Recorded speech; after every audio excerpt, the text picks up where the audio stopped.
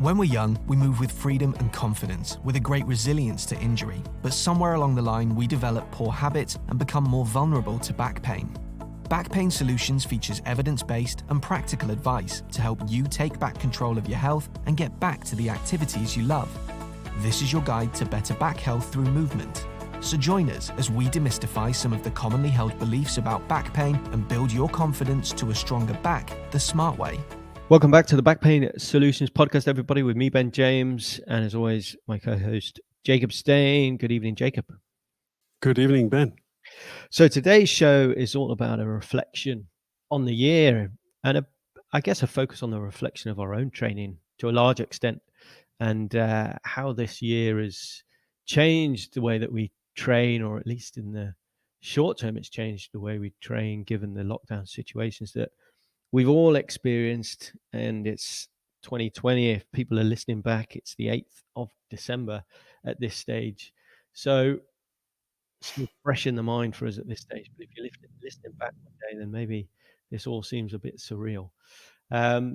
Jacob, welcome. And let's talk about 2020 from a training point of view. Because for me, certainly, we've not been able to go to the gym here as much in any sense of the word as usual, and so I've had to adapt. And we talk a lot about movement, we talk a lot about exercise and training, and a lot of people will do that, a lot of their work at the gym.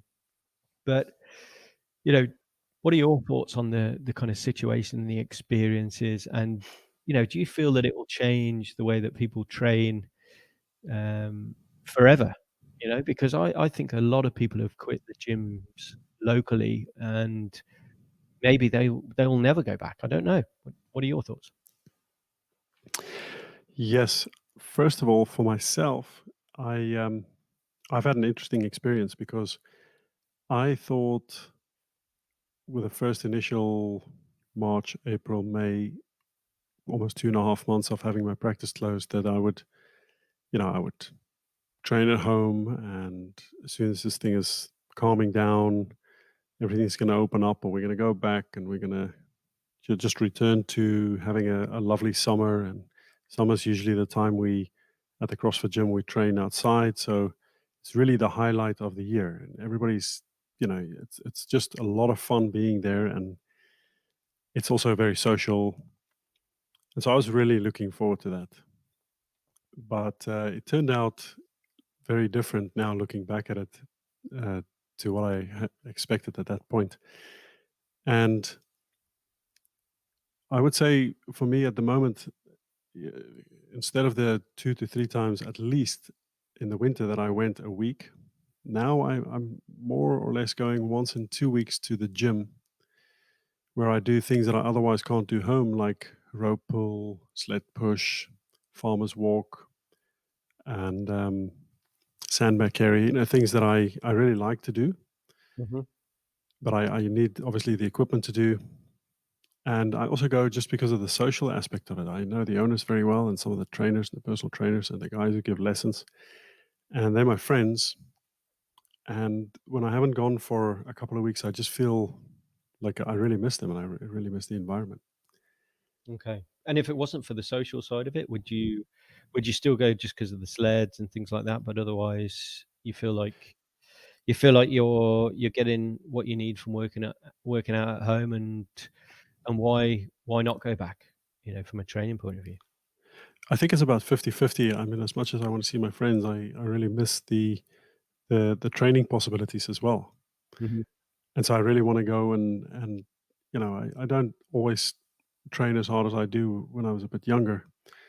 And also in the winter, I do a little bit less intensity than the summer. But I really want to push myself with low intensity or low skill level exercises where I do high intensity, such as the sled or farmer's walk or sandbag carry or rope pull. The sort of typical strongman exercises. Sure, yeah. And But when just to you're at home, just out of interest, when you train at home, you're not necessarily, you were saying, always in your house, because I'm kind of taking a sandbag at the minute. I've got 3 floors, so I'm walking from one end of the lower floor, as it were, and then walking all the way to the top, all the way to the bottom, and that's quite a distance. when it stacks up. So it's quite a nice That's exercise, and that's very smart.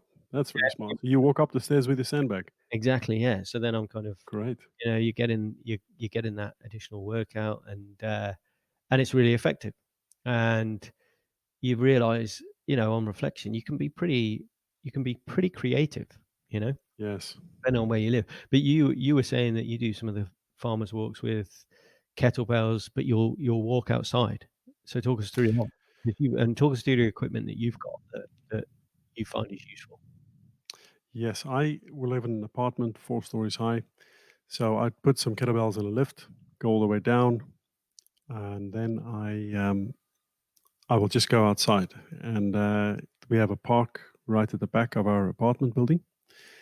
And so what I often do is I'll set my Tabata timer and I'll run it for 30-second intervals. And then I start my kettlebell series. So every 30 seconds, I change my exercise, whether it's from my right to my left arm or to a different exercise. And I'll do that for 10 minutes long. Okay. And that I feel that's especially around the world, um, all the swinging exercises, there's numerous really creative kettlebell moves that you can make. And I feel like it's really a good core workout. Safe if you do it properly. And I really feel my core turning on. And then from there, I would, maybe I'll do some other exercises, but I usually end with a farmer's walk and I'll take two 32 kettlebells in my hands. And then I'll just walk as far as I can along a path. And when I get to the end, I feel like I can't hold it anymore. I say, okay, I'm going to do another 50 meters. And I do that 50 meters, then I'll put it down and I have to make the way back as well. Okay. Just and I do that for the grip strength. Obviously, farmer's walk also good for the core, the rest of my body, but I mainly do it for the grip strength. So talk us through. Talk us through. I'm interested in a an average or yeah, a kind of weekly session you would do outdoors. Are you saying that you'll walk back to the apartment 2 or 3 times with your kettlebells, or are you saying, well, I'll take the heavier ones for the farmer's walk, and I'll do another workout while I'm out there doing other exercises? How does it work for you in terms of being efficient with it, or are you, as I say, going to and from the house? I would I would generally do what I said now, and what I would do extra is some kettlebell racked lunges, and I would do a double kettlebell racked walk. So I'll just rack them up onto my chest, fingers intertwined, raise my elbows, and I'll just walk for maybe 40, 50 meters. And then this is really good for the core. Your core just lights up. You have to really stay braced. You're forced to stay braced. Um, that's more or less what I do with my kettlebells. And then if I train otherwise, which I do another couple of times a week, I do that inside because I have some other gear inside that I use that I can't get outside. Yeah, sure. And what equipment would be a good starting point for anyone that says, "Do you know what? I found that doing a bit of a workout from home has been more effective. I'm saving more time. I'm saving money not going to the gym. I've got the space to do it, and maybe I want to just take it up a level and get a bit of equipment." What sort of equipment would you suggest? And from a kettlebell point of view, you know, resources for exercises and things is all what you do self-taught? Are you following anyone specifically? What's your kind of advice around that? Yes, I would suggest looking at what's called the pull-up mate or something similar. So the pullupmate.co.uk, I think, is where you can get it. It's a very simple, basic, cheap construction. Basically, a pull-up, a pull-up or a dip station. And my favorite exercise on there is neither the pull-up or the dip. It's actually the inverse row. So that's where I hang upside down Okay. with my back to the floor. I put my feet on a chair or a little stool, and I take a wide grip and I really focus on my technique where I really activate my pecs and my lats so I don't have any shoulder upwards traction, and I'll just bring the bar to my chest, or rather my chest to the bar. So it's really upper back orientated. And I do Doing those. Say again? I was doing those this morning. I'd Nice. I'd gone back to the gym for a session because we're post a recent lockdown here, so, that was one of the exercises of choice this morning. It's a great exercise for the upper back. Yeah. Yeah, yeah. And I try to do it on a regular basis, so I don't get muscle pain anymore. And I'll do it once a week. I'll do it heavy. I have a weight vest, 15 kilograms, and so I'll just do sessions, sets of 5, maybe 4 sessions, and in between those, I do push-ups with a weight vest. So I think, And why those, not the pull-up? Any reason? um, I I think I could do the pull-up, but I to do the pull-up in a way where I'm really activating my upper back, I need a band at this point because I haven't been doing them enough recently. And the inverse row, I just feel like I have a much better orientation pulling it to my chest when I'm horizontal. Also, it's easier for me to activate my lats fully, so I can really activate my lats. And so, and I Mhm. do that because I think that one of the missing links in our training today is actually not training the upper back properly. And I feel, being a chiropractor, hanging over people all day, that doing this for my upper back is just great. It just takes care of the problem. Yeah, I find as well, it's you tend to focus more on the technique. With a pull-up, that often you kind of jerk or you can jerk, and it's a little bit I find that it's a little bit harder on the shoulders, you know? Whereas Yeah, this exercise you're explaining there is I think a bit kinder on the shoulders, and yet you can still really target those muscles, which is the lats, as you say, really effectively. So it's a really yeah. great exercise to try, I would say, as I think routine.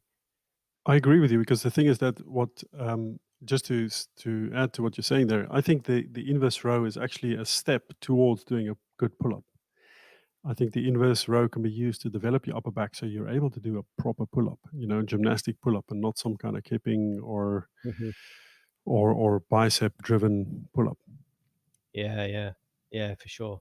I think that's we've talked about that a lot this year in terms of people trying to get from A to C before they've passed B, as it were.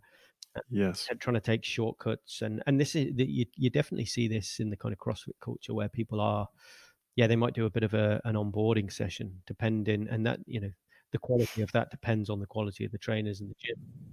But then all of a sudden, Yeah. you're doing Olympic lifts and you're doing all these things that actually you're just not conditioned or ready for, and Yeah. so I think that's one of the biggest learnings this year for me, particularly when I've gone back into the gym, kind of post these different lockdowns. Almost you're seeing people try and get back to where they were, previously as quickly as they can, rather than just saying, "Well, okay, I've had a bit of time out. Let's scale it back." And interestingly, that was one of the reasons that I wasn't doing it, because I haven't been doing them so much recently, and so common sense said to me, "Okay, just ease off a little bit, and you'll get back to where you were previously pretty quickly, but you'll do it without getting an injury rather than trying to just get back to where I was and go do something stupid." You know? It's all about progression Yeah. and that consistency rather than it's those shortcuts and the quick wins. Because we know from a back health or back rehabilitation point of view, you've got to be sensible and you've got to be patient with your approach, and so the same goes with training. I think that's a big lesson this year.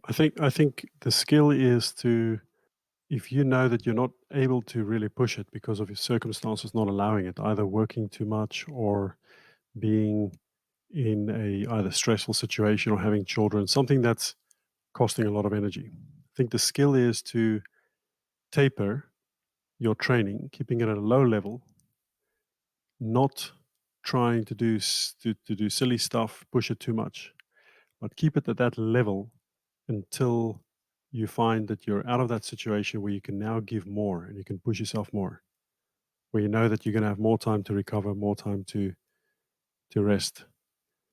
And I think that's a skill, and it's a skill that took me a long time to acquire. Whereas before, I would just, even if I'm really tired or I don't have the capacity to train hard, I would just go hard because I felt like it. and it would just Yeah, hit me right. back further than where I started. Yeah, yeah, sure. Sure, sure. And, so what are your plans for next year in terms of training for yourself, Jacob? Because 'Cause you've worked a lot on your core over the years. We talked about this back health and the issues that you had post-study. And do you see yourself going back to the gym more next year, or are you quite happy with the way that your training is going? Is it more time? Is it more efficient? What are your main reflections and vision for next year?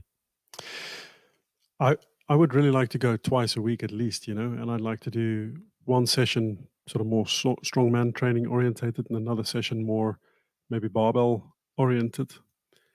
And I I think that would be the ideal for me, but I'm not sure if that's going to happen, considering the situation. And also, like you, I have a little one, and it takes up a lot of time. So you gotta be sensible and smart, and every little bit of time you can utilize, you have to. So, um, but I'd like to definitely go more than once in 2 weeks, so at least once a week, where I can regularly do my strongman training.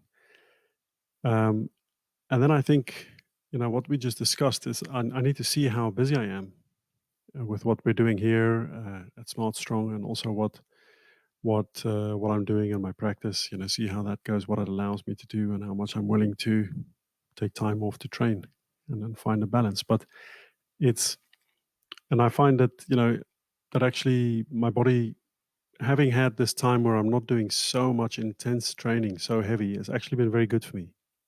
Yeah, you can definitely get into that kind of mentality of, yeah. I mean, it's enjoyable, but you kind of sometimes it takes these moments to kind of realize just how much you're doing, and actually, sometimes it's not necessary. A couple of times a week, you'll keep on top of where you are, and you'll be in good shape.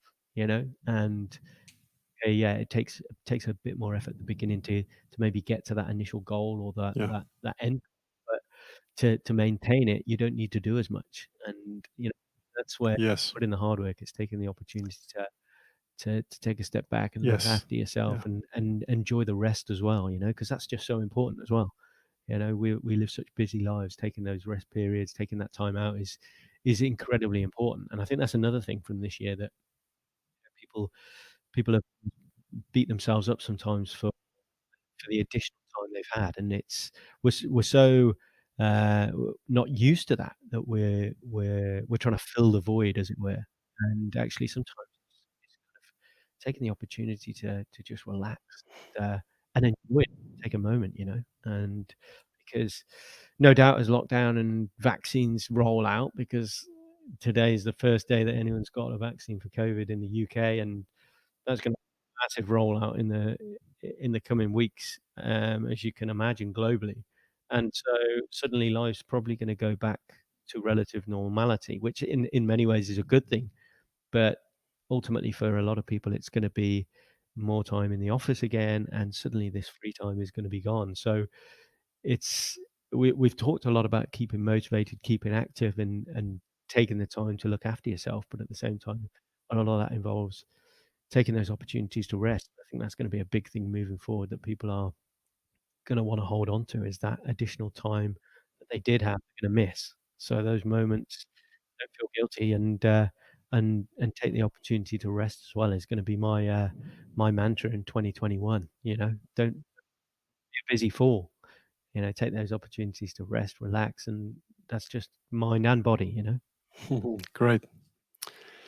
Yeah. So what would you say, Ben? What is your goal for the next year Well, in terms of I mean, training? it's in recent weeks with the opening of the new clinic, the training's taken a hit, even more so than not being able to go to the gym. But I think what I've noticed particularly is just how much you can actually do at home. I've got a reasonable amount of space, so I'm privileged in that sense. Um, but I think it's more for me a little bit more consistency and structure. The I've been a little bit reactive. "Oh, I've got a moment," and I do a bit of training, and it doesn't feel great. So I just want to add a little bit of structure and get a little bit more equipment and take advantage of the space outside and do a bit more out in the fresh air. I think that's one thing Yeah. that I have enjoyed.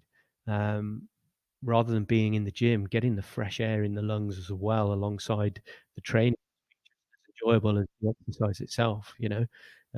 So I wanna get a bit of stuff out in the garden, um, pull up pull up bar and those kind of things that are kind of set in the garden. I wanna look at some equipment, kind of gym garden stuff, and get a few more kettlebells and just add a bit of structure and routine to my training. But I think like you, the gym is great and it has its place for things like and sandbags I've got at home, but rope pull and sleds and things, you definitely need the space and you need the right setup. So there'll always be a place for that. So for me, it's definitely having a bit of a hybrid approach to how I exercise, but certainly a lot more I'll do at home. But it's just adding a bit of structure. So for me, it's getting the balance with getting the clinic up and running, uh, balancing the family and just having set Yeah. time that's dedicated to me and exercise on a weekly basis because I definitely feel better for it both mentally and physically, and so it is an important part of my routine. It's important that I get to do it 'cause, at the moment when it's been so busy at early mornings, sometimes sometimes something's gotta give, and it's been the training, and then I'm feeling frustrated and guilty, and that's just me and my so it's just getting the structure right and the routine. But I know there's no excuses. You know, there's enough time in the week to do it. I've just got to dedicate the appropriate time to it. And the Yes. message for my patients, you know, there's always exercise is fundamentally important. If you're going to recover and you're going to be more resilient, then you need to move and you need to exercise. And there's no excuses for not doing it. So um, I've got to live by that same value really. And I generally find time for it. Sometimes something's got to give, but absolutely it will be a mainstay of what I do next year and beyond. You know, because it just so important. That's what we're designed to do, right? Great prospects and a beautiful goal. And I remember when we were at college studying together, how we got up in the mornings to go training in the gym before we actually started our first class. Ex- I think what time did we meet in the gym? I think it was 7 a.m. Yeah, it was often 6:37, and then 6:30, so yeah. we'd be straight in practicing. Tech- Still have to take a shower after training, and Exactly. then Yeah, exactly. So, you know, we get comfortable and, you know, and this is another thing, people working from home, we talked about it on a number of sessions that it's just too easy to roll over and have another 20 minutes, 30 minutes, you know? All it takes is putting your alarm yeah, minutes early, get up in the dark, put your through especially in the cold. yeah, exactly, exactly. You know, but get that fresh air, get a bit of exercise, do a walk, do a run. Yeah, You're gonna feel better for it, and, you know, yeah. it feels good mentally and physically. So You feel so much better afterwards. and it just takes a bit of routine. You know, I've been doing the Wim Hof cold showers, and it's invigorating now. And even in these really cold, dark, early mornings, I just commit to doing it, and I feel so much better as a result. But Great. initially, it's not comfortable, it's not enjoyable. But sometimes we've got to put ourselves out of our comfort zones to take a step forward. And you know, I think that's a message for everybody. I think that's great, Ben. So I want to say thanks, my friend, for a great podcast in 2020. It's flown by also uh, because of Corona, and but we are here, and we've when exactly did we start? Well, it was over a year ago now that we first published an episode. We'd been organised with racking up a few so that we had a bit of a platform. Head start. Yeah, exactly. And we've been pretty consistent, and we've had some good guests on the show.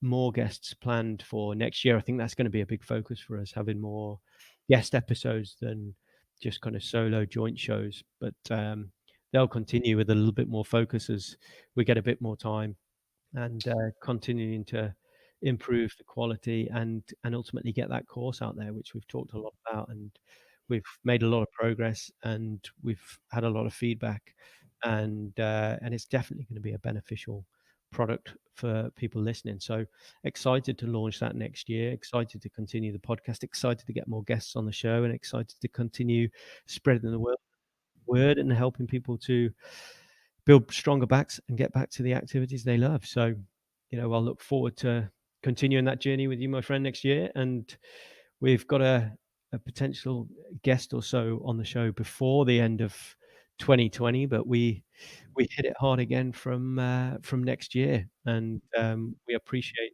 everyone that's listened, everyone that's got in touch, everyone that's reached out with questions, and everybody that's so far shared their reviews and their feedback on iTunes.